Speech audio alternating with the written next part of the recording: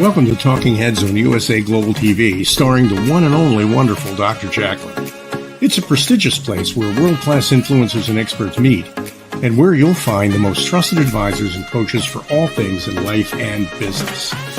Visit usaglobaltv.com to sign up for our newsletter, get the value you need, and be first in line to learn about events and giveaways and other valuable content. Connect with us.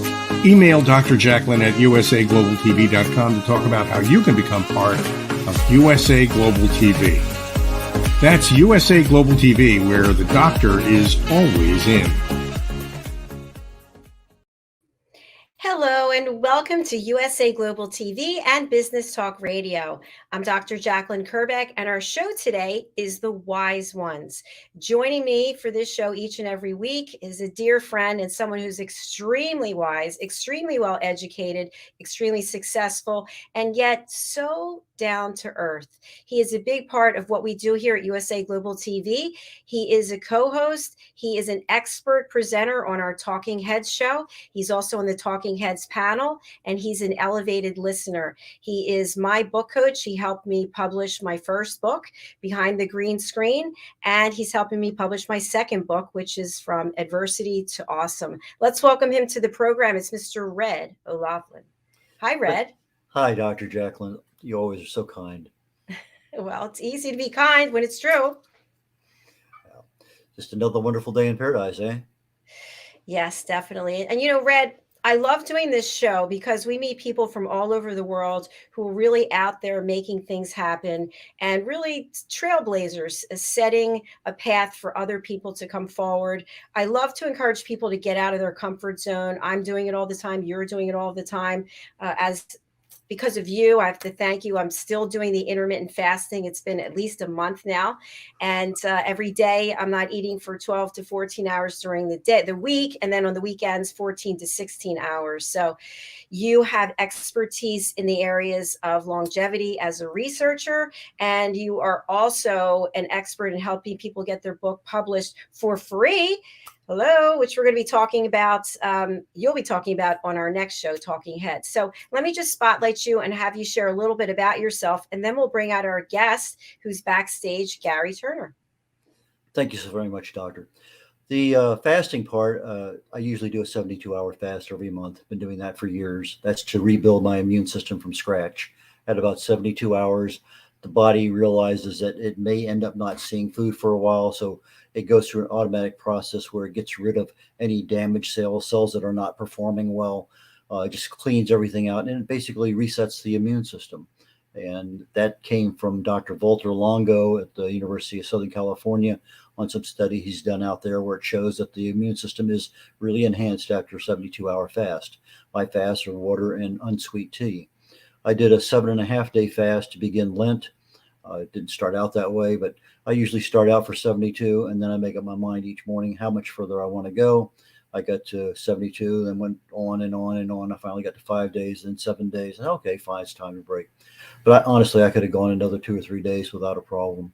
I think to end Lent, I think the Sunday is Palm Sunday. I'm going to start Sunday afternoon, and I'm going to do a 5-day fast between Palm Sunday and Good Friday. And we'll see if it takes me into Easter or not. But I think that's a good way to start and end my Easter set program. Now, you mentioned writing and publishing your book for free. You can always write your book for free. That's easy. And that's what we're actually talking about on the show right after this one. We have a Talking Heads program, and I'm in about the middle of how to write and publish your book for free. That information is available on usaglobaltv.com in the archives. And today we're talking about writing options. How do you actually start to get to write and finish? And that's what we're going to talk about. The publishing for free. I'm a publisher. I may have done 1 or 2 books for free because of extenuating circumstances, but generally speaking, you can do this all yourself. It's not that difficult. It's actually a lot easier than you think. And so as we go through this presentation process on the Talking Heads, I'll show you in detail how you can get everything you need to do to have your book published and out there available in the public for sale on Amazon, literally for free, no money out of your pocket. And that's part of the next program. But this program here, we have a wonderful guest, Gary Turner. He was introduced to me paperwork-wise by his publicist, Mickey, Mickey Mickelson, I think. And he has a book called I'll Take My Chances. He's a motorcyclist, and he's got a wealth of knowledge and a lot of value to share with our audience. So I'm going to go back to Dr. JACALYN so that we can do introductions properly. Thank you so much, Red. I appreciate it. Yes, so Gary Turner is a historian. He's an author, and then he's been touring the world on his motorcycles, I should say, for over 5 decades, which is really kind of cool. So, Red, I'm just wondering, have you ever been a guy who has a motorcycle in his garage? You got a Harley Davidson somewhere, you got a BMW No, the most motorcycle? adventurous I ever go is a nifty, thrifty Honda 50 down in the Corpus area on the beach. And then in Bermuda, when I was stationed there, they had the moped. So that's about my experience on two wheels. Although I do know that it's dangerous, especially on a road that goes the wrong direction. Like in Bermuda, you have to drive on the wrong side of the road. So, it's an extra added complication. I'm sure Gary's had that experience since he said he drove in his motorcycle in the United Kingdom. So we'll find out more about that in just a moment. But no, I'm adventurous, but not in that regard. I'm with you. I'm not. I've been on a motorcycle when I was in college, and the guy got a little crazy, and then that was the last time I was on it. So I'm really interested to hear from Gary, who's been doing this for decades, and he's traveled, as we mentioned, around the world. So Gary's camera is not working, but we're going to bring him on. We'll have audio only. So let's welcome Gary Turner to the show. Hi, Gary. Hi, good afternoon. Thank you, Dr. JACALYN. Red, it's good to meet with you. Thank you. It's nice to have you here with us. Where are you joining from today, Gary? I'm in a place called Calgary, Alberta, home of the world famous Calgary Stampede. That's where I am today. We're just a stone's throw away from the Rocky Mountains. Very nice. Well, welcome to USA Global TV. We're happy to have you here. And Gary, with all the things that you've accomplished, I'm really intrigued by all of them, especially the historian aspect, and then also about the trilogy, and also about the motorcycle. So, where would you like to start? I'm the son of a career soldier, a Canadian career soldier, and I grew up on an army base here in Alberta. And when you're surrounded by men who go to work every day wearing a uniform, it seems normal. My grandfather served in the First War, and that's kind of my earliest recollection of starting to become interested in history. And I remember my parents taking me out to quite a fancy restaurant for dinner. It was a buffet. And I remember taking some black bread, and my father looked at me and he said, "You're not going to like that. Why are you taking it?" And I said, "Well, Napoleon used to eat it." So he laughed, and he must have been thinking, I have a 10-year-old son who's already reading biographies about Napoleon. So I guess that's where it started. Fantastic. So you and Red actually have some things in common. I suspect we do. I heard you make mention of your service in the Caribbean, Red. Well, I spent 31 years in the military, 16 flying. I did 4.5 on active duty, got an invitation to Vietnam, did another 20 in the reserves. Then I got an invitation to go back on active duty. And just at the very end of my career, final invitation was to Bosnia. And so that was my career. I retired in late 99. And ironically, it was interesting because when I got involved, it was my best friend. He and I went up to Dallas to take an aviation physical. I passed, he flunked, he stayed an extra day, still didn't pass. So he ended up 4F for Vietnam. I got an invitation there and went. But the interesting part was that I said I do to the Navy on a Sunday afternoon. I said I do to my wife the following Wednesday night. And my best friend was there as my, best man. Yeah, best friend, best man. Got the best parts all screwed up my mind. Anyway, and so 31 years with the Navy, and this year, just in a couple months, will be 54 years with my wife. Well, that's impressive. That's very impressive. And since I joined the Navy, I was guaranteed to see the world, and I've only been to 61 countries, so I still have a little bit more to go to. And Gary, you've also been seeing the world, but on motorcycle, how does that work? You pack it with you, you ship it over there, or you buy one while you're away? What happens? Um, well, for North America, I mean, it's easy to get around. I mean, I have my BMW is a touring bike, so I pack my camping gear. My wife says to me, you go have fun for the next 2 or 3 weeks, sleeping on the ground and all that sort of nonsense. And, and then we'll take another holiday somewhere else, somewhere civilized. We'll fly there. Um, but when I went to Europe in 2011.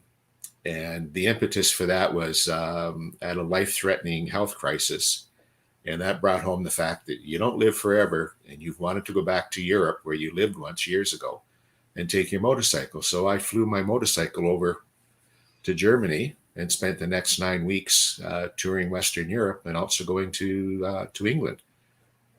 Wow, So that's exciting. it was, and it was normally when I do these trips on my motorcycle, I always take a journal, and I keep track of what I'm doing. And over the years, I've had some of those articles published in a national magazine here in Canada. So when I went over to Europe, I thought it's about time I started trying to write this book. And I got back, and my wife encouraged me write a short story, which I submitted to a magazine. But it didn't stop there. I thought, okay, I have more that I think I want to say. So over the next 2.5, just about 3 years, I began writing. By the time I got done the first draft, it was 350,000 words long. Whoa. Oh gosh. But I based it loosely on my family history. And I know on my father's side, going back several generations, is the Assiniboine people, part of the Northern Sioux. And I've always been intrigued by that, even though we have very little information on that part of the family. But I've been to Little Bighorn 5 times.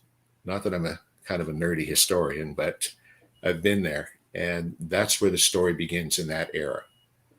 And from there, it moved ahead to my grandfather in England. And I based the first book primarily on his life. And that's where it went. And it's interesting you mentioned Vietnam, because I'm old enough to have been in there at the very, very end.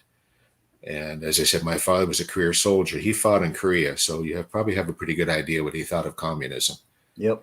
And so I remember one Friday evening when we were in Germany, just south of Karlsruhe by Baden-Baden, I'd had a couple drinks and I was growing my hair long, and Dad was an infantry sergeant, so you can imagine what he thought of that. And he kind of said, well, if you think you're such a hot shot, let's get in the car. We'll go for a short drive. What he meant by that was we'd go up to Karlsruhe, and there was a recruiting office there for the American Army. And my mother overheard that, and that was the end of that story. But that is where, in book 3, the publisher said this is too big for one book. So I wrote 3. It's a trilogy. But in book 3, I described what I think it would have been like to have actually served in Vietnam. And my best friend in life here in Canada, his nickname is Sarge. Well, he and I, in the story, decided to go to Vietnam in 1969. And interestingly enough, both of us wanted to go to Vietnam in 1969. So it's, again, I feel like it's a subject I want to explore and learn more about. I realize it was a war. And it was a very polarizing war. But I wanted to write about what I thought my experiences would have been over there in Vietnam as a Canadian who crossed the border to go to war in Vietnam. The opposite direction, eh? Yeah. I know a lot of people don't know what that means. It's one of my best friends did come up to Canada to avoid the draft. And he always thought I was crazy, that I thought that it's something that maybe Canada should have been involved in, right or wrong. And I don't want to start debating all of that. It was interesting, though. Last night I heard a song on the radio, Good Night Saigon by Billy Joel. And I thought, how appropriate, seeing as how I'm going to be interviewed today with you folks. Baden-Baden's one of my favorite cities there in Europe. I was stationed in Stuttgart for 2 years, and I get over there, and Baden-Baden, I always go to the spa, the sauna, the place they have there, where all you wear is a smile. That's all you wear. It's an interesting place. And for the first part of the day, I guess until about 4 o'clock, it's men only in one area and women only in another. And then after 4 p.m., it's mixed. And most of the ones that I went to over there were mixed. And it was just interesting because my wife and I would go, but I knew where it was, but I couldn't get there. A couple times I drove down wrong way streets. And eventually I figured out you had to drive around the city and come in from a different direction to get exactly where you wanted to go. But Baden-Baden's a really neat little place. I really enjoyed that one. It was, and I was 17, and my parents were talking about let's go to the spa, as you mentioned. I wanted to go when it was mixed, and my mom said, "You're not going to see all those naked women." She thought you're enough of a Yahoo now without going to see all that. It's an interesting experience. If you've never done it, I would strongly recommend because it's enlightening in so many different ways. But I truly fell in love with it. I was going almost 4 or 5 days a week when I was there. I had 2 or 3 there in Stuttgart area Sindelfingen, that were pretty close to where I was living, one easy walking distance. And it just, I love heat. I love humidity. And when you get in a really hot sauna, 212 degree sauna, my personal record is 51 minutes twice in a 212 degree sauna. I could do 35, 45 minutes pretty easy, but I wanted to make an hour in a boiling temperature sauna. And I never quite made it to the 60-minute mark. As a boy well, I'm not a boy anymore, obviously, but as a boy growing up in the arid prairies, I think I might have been able to make 51 seconds. It wasn't something I started right out. I had to work that months and months to get up there. But likewise, I had the cold dips where I'd start out at the 69, 65, 60 degree water, and then gradually get down. I think the lowest I ever went was around 35 degrees, and literally for a lot less than 51 seconds, I'll tell you that. But the 45 to 55, I could generally be in there for a couple, 3 or 4 minutes without too much. In fact, actually, I look forward to it. You get out of spending an hour in the sauna, I go right over, hit the cold dip, go down, whole body underneath, held my breath as long as I could, then come on back up and relax, calm down, and then go catch another sauna. It's like a light switch. It just turned everything back on again.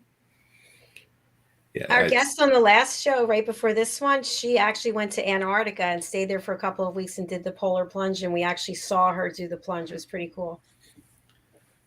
Well, as someone who lives in an area where it can hit 40 degrees below zero, I could do that. Gary, I wanted to talk a little bit about this motorcycling tour or touring on a motorcycle. I've always been fascinated by it. And yet at the same time, when you see a group of people who are on their bikes, there's also that kind of like fear factor, like, wow, don't screw around with them. Right. And I think a lot of it is because what's portrayed in movies and TV shows and whatnot. But because I would think to myself, oh, here's a group of people. These are, husbands, fathers, mothers, daughters, whatever it is, out just in nature experiencing, and there's this camaraderie about doing it with other people. So do you ride alone pretty much, or do you ride with a group? I generally ride alone because you're never quite sure of everybody else's level of expertise. And you're never quite sure if you stop at a gas station and somebody disappears around the corner from it if they've gone and smoked a joint. And I don't care to ride with people that are doing that. So I generally ride alone. And people say, well, what is the attraction? So I explain it by, do you remember when you were a kid, when you were young, 6, 7 years old, and you had your bicycle and the spring finally arrived, the snow was gone. And that first day of getting out on your bicycle and how free that felt. And all of a sudden you could go blocks and blocks and blocks easily on your bicycle. Well, you just take it from there to a motorcycle. Now I can go thousands of kilometers on my motorcycle, and I love to camp still. So for me, it's a feeling of freedom. I know everybody has a different interpretation of what it means for them to feel free, but I like it because there's no set schedule. Like when I'm doing this on my own, especially, I wake up when I wake up, pack my camping gear, and if I want to stop somewhere along the way and take notes, I can do that. And at the end of the day, I don't have to worry about a hotel reservation. I just find a campground and you're done. And in the campgrounds, especially in the States, I find it Americans, at least in my experience, are a little more outgoing. than Canadians. We're a little more reserved because I've run into people in campgrounds in the States that can't wait to come over and talk to you because they don't recognize what states that played. Where's Alberta? And I'm not knocking them. I mean, I'm not knocking for that reason. But it's always interesting. So I take time to explain, and they always say, I remember 45 years ago in Yellowstone, I was there, and this older couple, the lady came by and she looked at me and she says, "Young man, does your mother know you're doing this?" And what was interesting about that was her husband. I never forgot their names either. Her husband's name was Pete Weeks. He came over and he was a Pearl Harbor veteran. He'd been at Pearl Harbor that morning, and being a historian, well, we sat there and talked for about 2 hours and managed to dispose of a couple cans of beer. So that's the kind of thing I run into. I ran into a fellow up in the Yukon, of all places, an American. He was on a Harley. He was a Vietnam veteran. So we sat down over the fire, and I just let him talk, and he just went on. He said, "Thank you for doing that." He said, it was good for me to be able to share my experiences. He said, because unfortunately, a lot of people would say, "Well, you should have never been there in the first place." That sort of. So I found that really interesting, and I enjoy seeing the different facets of American personalities throughout the States, if that makes any sense. It absolutely does. And all of it is potential content for another book. Which I've begun. I have that one begun. It's going to be a sort of a Civil War story, in the sense that it's set in England and in Prussia. Two families, they have children, and the children meet in Baden-Baden, Red, of all places. They meet there, and long story short, the twins, they intermarry, and then the First War begins. So with all of the problems that would have created. So that's the one book. The other one is Secret Dream Mine. I always thought I should be a rock star, so that's where I'm going to write that one from. Now, as a historian, I actually Yes. talked with one yesterday on another event that I was on, and I recommended to her a couple, 3 books, depending on what part of history you want. But one of the ones I finished recently is called 1491, What the World Was Like Before Christopher Columbus. And then the sequel to it is 1493, The World After Christopher Columbus.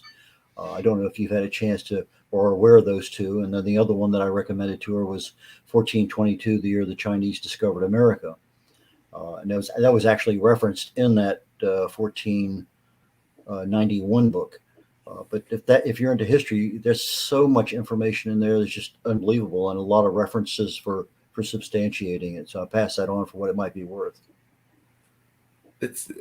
I'm familiar with the era. What I'm familiar with, Red, is we have a very distinguished author in Canada, Conrad Black, and he's written a history of Canada that starts from that time of John Cabot, who comes and discovers Canada.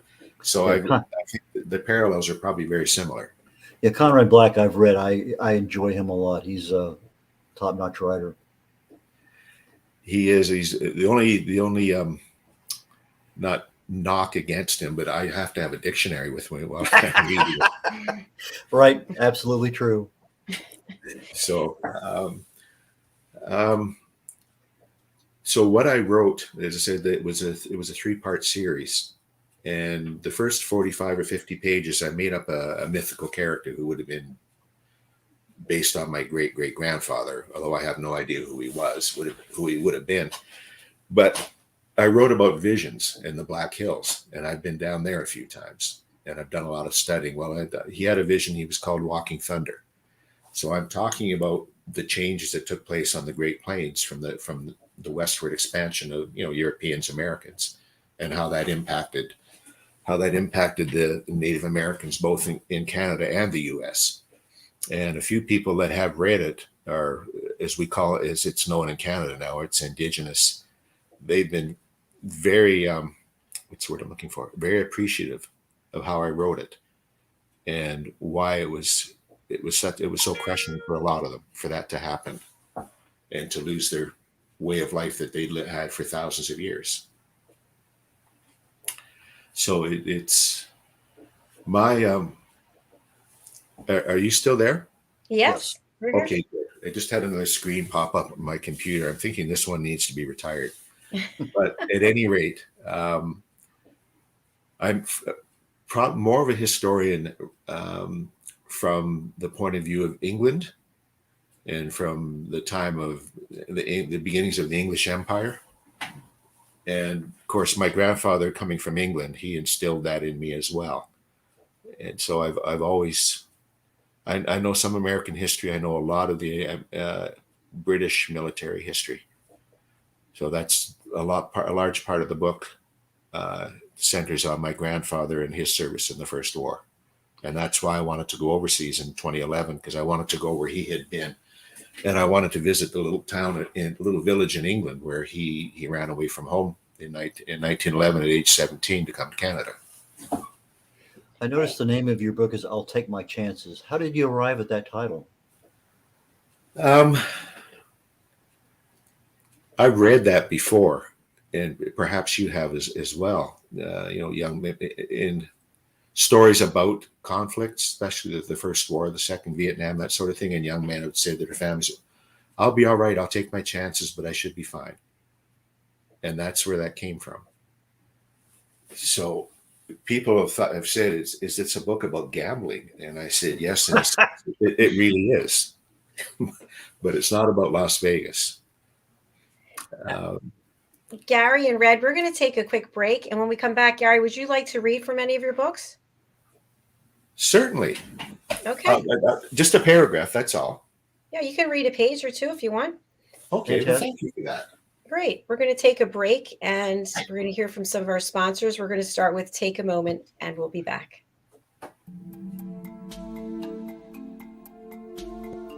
Take a moment. Take a moment. Take a moment. Take a moment. Take a moment. Take a moment. Take a moment. Take a moment. Take a moment. Take a moment. Take a moment. Take a moment. Take a moment.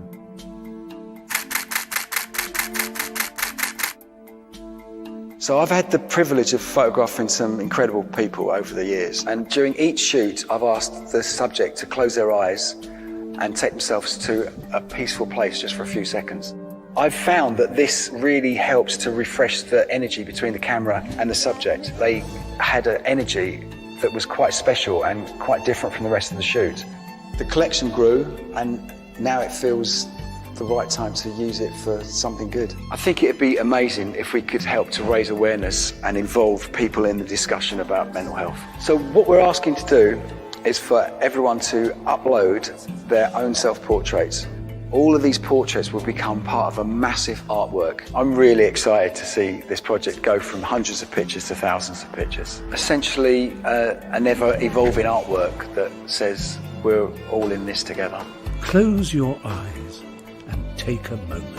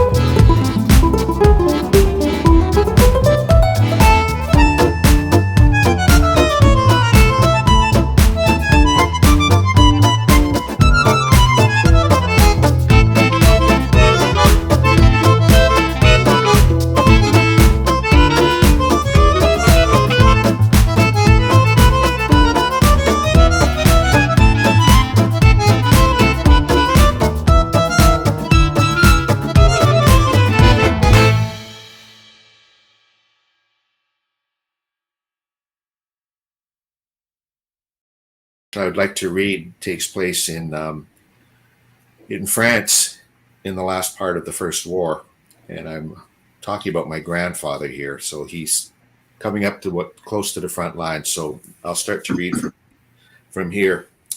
Luck was on their side that dreary evening. After a short march, the platoon entered a stout barn.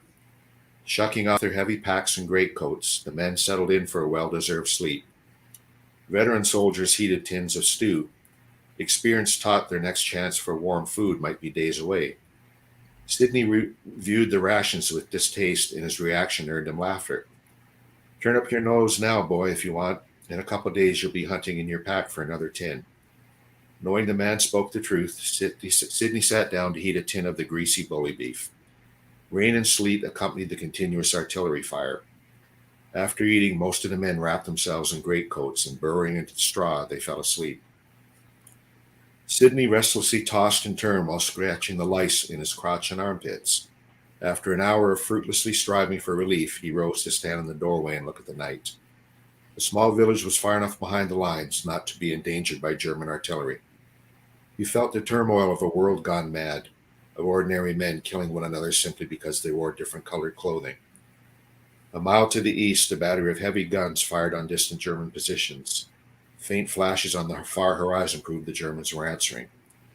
Fingering Emma's medallion, he wondered how many poor guys are dying out there tonight and all that. Sid, old boy, you'll soon be hoping to dodge all that stuff, so let's hope your luck holds. Returning to the straw, he kissed the charm and pulling close his damp greatcoat, fell asleep. So that's the portion he's reading. His wife gave him a St. Christopher's medal to stay safe, and she made him promise to stay out of danger. And so that's the part that I like, where I read there was a turmoil of a world gone mad, of ordinary men killing each other. I've been over to the Western Front, what was known as the Western Front in France and Belgium from the First War. I've been over there 4 times in the last 10 years researching that, and that's where I got that from. And my last trip, my third last trip in 2018, I went over in late March and early April and camped. And I ran into some English couples at one of the memorials, and they asked, "Where are you staying?" And I explained, "I'm camping." And the one English woman, she had a very cultured British accent, and I'll butcher it when I try to imitate it, but she said, "You must be mad." And that's what I entitled that particular essay that I'm working on, is that I thought these men were over here sleeping in ditches, muddy ditches, for weeks on end. I thought the least I can do is camp out here with my modern camping gear. That might not make sense to everybody, but some historians say, yes, that's exactly what you should be doing. Have you been to a lot of the cemeteries they have there in Europe from the different wars? That's pretty sobering, isn't it? It is. The most beautiful cemeteries are the American, and so especially at Utah and Omaha beaches, with those cemeteries, the grass even stands at attention. That's how well cared for they are. And so, yeah, I've been to a lot of the cemeteries, and it's very sobering, very sobering. You look at a headstone for somebody that's 18 years old, and yeah, I remember I'd been in 2011 when I went over. I went to a place called Passchendaele in Belgium, and I know a lot about that because it was a real bloodbath, and a lot of Canadians as well. And I remember standing there on this little ridge in the sunshine, and I started to cry because below me was thousands and thousands of headstones. And that's the sort of thing I wanted to write into the story, to let people know it's not just a war book. It's about people and how you can wind up in a very dangerous place.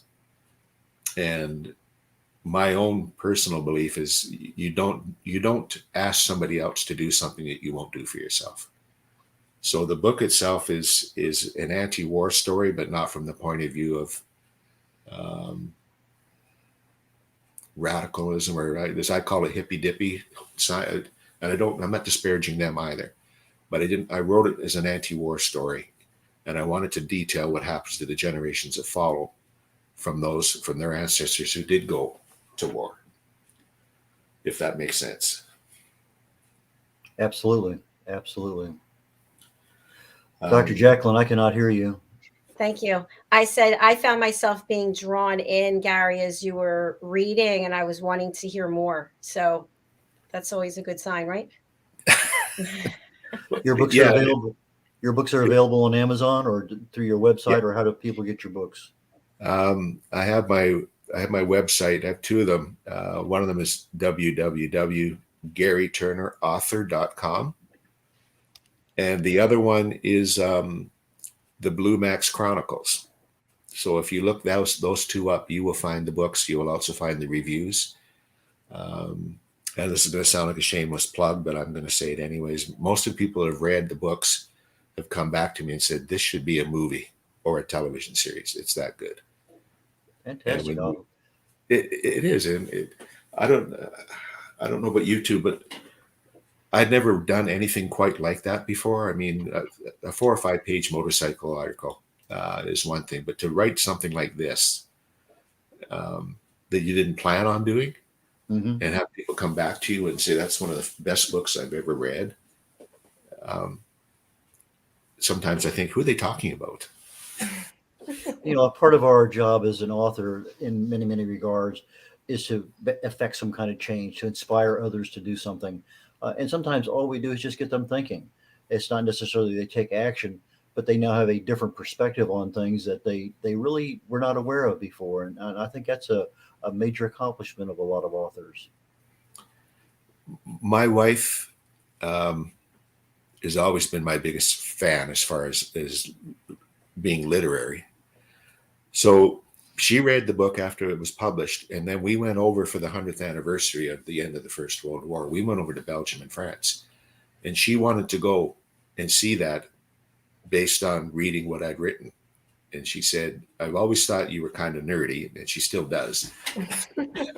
But she said, seeing this now where you go, and almost like for me, it's almost a spiritual recharge in that area.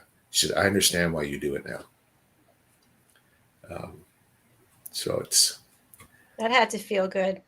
it did.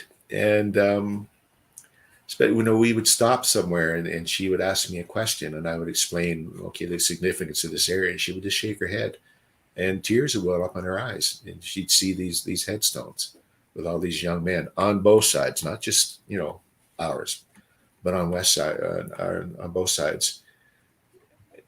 And I hope this doesn't sound too far out there. There are times when I'm walking through those areas, through the old trench lines, I'll almost be able to hear a voice calling to me and saying, like, what happened? Some young man who just got into the front line the first day and gets killed almost instantly. And it's kind of like, I'm here to kind of explain it in my writings, what happened. So I hope that doesn't sound too far out there, but hopefully it makes some sort of sense. I think it's a unique connection that you as an author can take and develop and share that experience with as many people as you can. Yeah, I'm grateful for that. I'm sure, speaking for myself, thinking back to when I was a child, in the late 50s, early 60s, and already being a historian and reading books about Napoleon and your friends. And, I got into my early teens and I thought, well, I'd like to ask this girl out, but I'm so nervous. And they'd say, I heard you're a real weirdo. Because of this, like you read about history stuff, like, don't you have any fun? And okay, it took a long time for me to realize each to their own, and don't let anybody put you down because of your interest. Exactly correct. See, that's why we're here on the Wise Ones. Very wise insight. Well, thank you for that. Red, can I ask you a quick question about Go right pilots? ahead. This fellow was in the American Air Force, and our base, I don't know if you got down to the Canadian base just outside of Baden-Baden, but we had some Americans there as well. Some American fighter pilots, actually, and one of them had you'll know what I mean, and I'll explain it. He'd been a Thud pilot. Yeah. And I was just astonished that he was still alive. And what I mentioned by that, JACALYN, is the F-105. That was the nickname. They went over a ridge and they bombed Hanoi, and they had a horrible loss ratio. And the fact that this fellow had been there and done that and survived it, I just took my hat off to him. So I won't ask you any more questions like that, Red. I'm sure you've got some stories. Well, I was in a slightly different environment. I spent 10 days in the Philippines and Hubei Point. Then I'd spend 10 days in Cam Ranh Bay in Vietnam. And then I'd spend 10 days in Utapao, Thailand.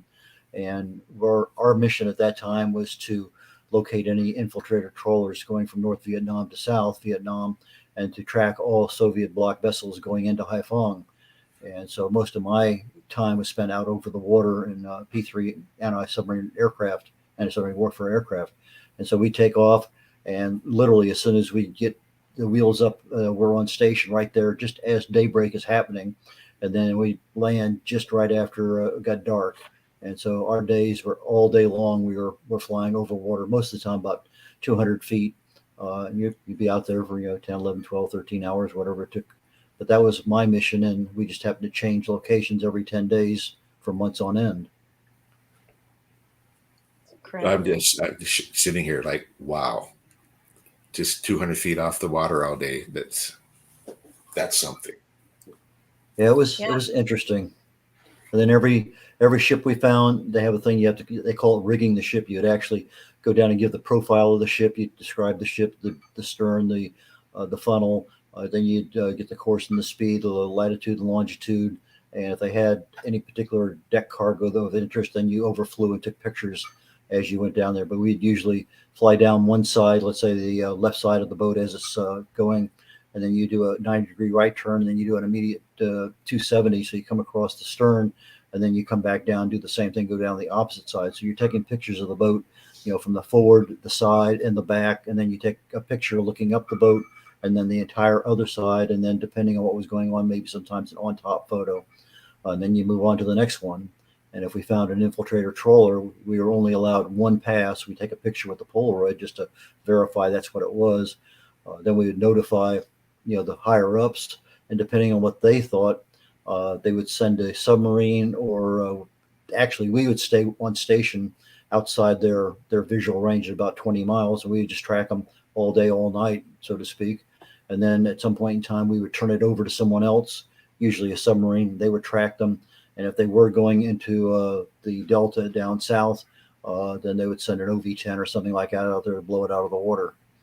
But they were smuggling, arms and ammunition to the south. And that was our mission, was to prevent that from happening. That was one of the missions. And mentally filling in the blanks of what you're not describing. Well, one of the more interesting ones was one of the typhoons out there. We're at about 2,000 feet, and sea state of 10, which is rare that you ever see one of those.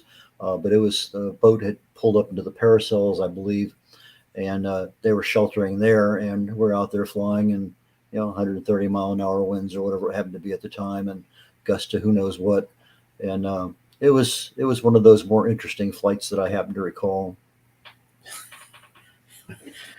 Where you are right at this moment, I can see you, and I'm thinking that's far calmer situation than what you were describing. It's been a few decades. Well, I hope you two are going to connect. I plan to. I'm enjoying this, and someone who's been there and done that, as opposed to someone who's written about it, I would really enjoy that, Red. I really would. Well, I don't get to Canada too often. I've been to Vancouver and Chatham, New Brunswick, and a few other places there on the East Coast, but most of the time I'd like to get there, just haven't been. And now that I know somebody in Calgary, well, you never know what happens. That would be fantastic. That would be fantastic. And the power of Zoom, of course. Once I get my camera on my computer sorted out, Jeff, I appreciate your patience with this, because I had one of our neighbors' young teenage girls come over last night, and she was talking way over my head. But she thought we were good to go. And then I had a coworker this morning. We're on the phone, and she was trying to explain. She said, I don't know why your camera's not working. But if they can hear you, well, okay, that's half the battle, I guess. Exactly. We can still help you share your story. So thank you for being here, and you're welcome to come back.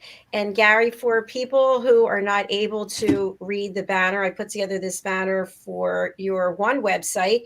Who would you like to reach out to you, and how do they contact you? That's an excellent way of doing it. And as I said, yeah, that's how people do that. I'm not on Twitter. Um, so Facebook primarily, if you look me up on Facebook, you look me up Gary Turner author on the Facebook, and it'll bring you to my author page.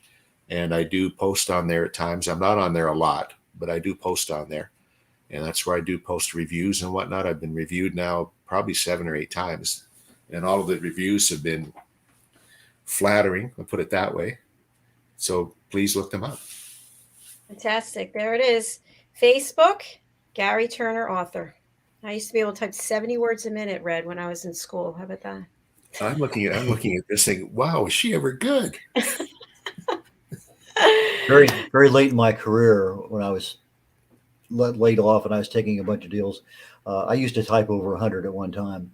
Oh, you have to make me look bad, Red. I do have to make you look bad. But anyway, I was tested at, I think, 82 words a minute with, I think, 3 errors in a 15-minute typing test. So I type at about 80, 85 now, and that just goes from the brain to the fingertips. And it's nice that you can communicate that way. But anyway, 70 is really impressive. It really Well, that was when I was in high school. I'm 59 now. We have to have a test. Let's have a type off and see who can type the most words in a minute. Yeah, as long as we leave some of the numbers out, I think I'll be okay. All right, good. Well, we have to sign off because, Red, your show's coming up. So, Gary, thank you for being here with us. And again, help us spread the word by sharing the broadcast, if you would. I do. Thank you very much. I've really enjoyed speaking with you as well today. Thank you. Thank Look you, forward Gary. to I seeing you do back on intend on another show. Okay. Bye-bye. All right. Bye.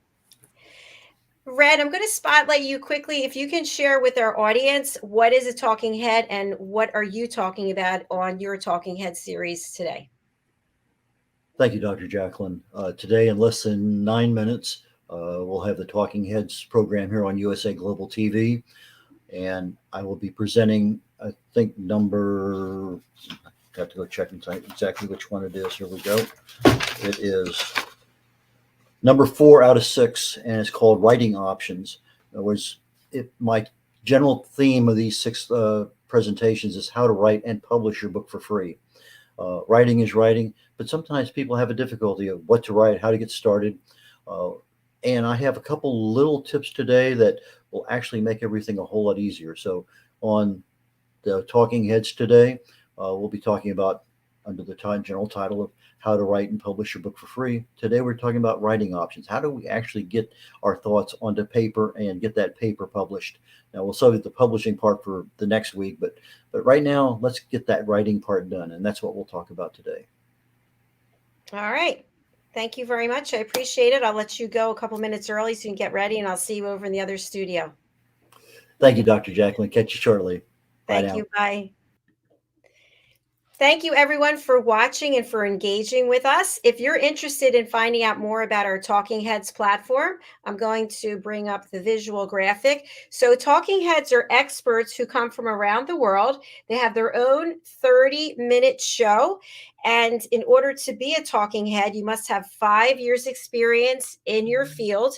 You must be recognized as an expert. You must obviously be a fabulous presenter, and you must be really passionate about what you're doing and be very heart-centric. So we do have a team of people. We have 2 openings left. If you would like to be considered, you can contact me directly as I make all the decisions in terms of Talking Heads, and you can email me. It's very simple. Dr. JACALYN, can see it there, DRJACALYN at usaglobaltv.com. Okay, we're going to sign off for now. Please do join us. Stay wherever you are, wherever you're watching us from. We'll be right back with Red and his Talking Head series for today, and then we'll be signing off until tomorrow. See you shortly. Thank you. Bye.